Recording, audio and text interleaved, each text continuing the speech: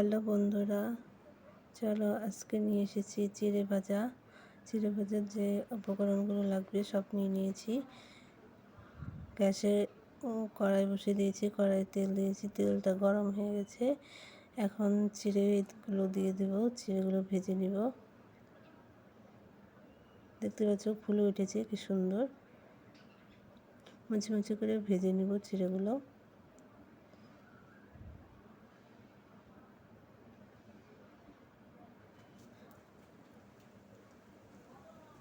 একে একে সম্পূর্ণ ভেজে নিলাম।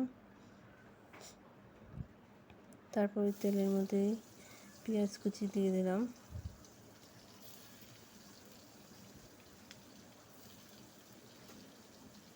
পেঁয়াজটা একটু হালকা করে ভেজে নিব। তারপরে এর মধ্যে লঙ্কা দিয়ে দিলাম। তারপরে কারি পাতা দিয়ে দিলাম। এখন দিয়ে দেবো ডিম। ডিমটা দিয়ে একটু ভালো করে নেড়ে নেব। তারপরে হালকা লবণ দিয়ে দিলাম, একটু আদা কুচি দিয়ে দিয়েছি। একটু ভালো করে ভেজে নিব। তারপর এরপরে দিয়ে দিলাম চিড়া ভাজাগুলো। নামিয়ে নিলেই হয়ে গেল।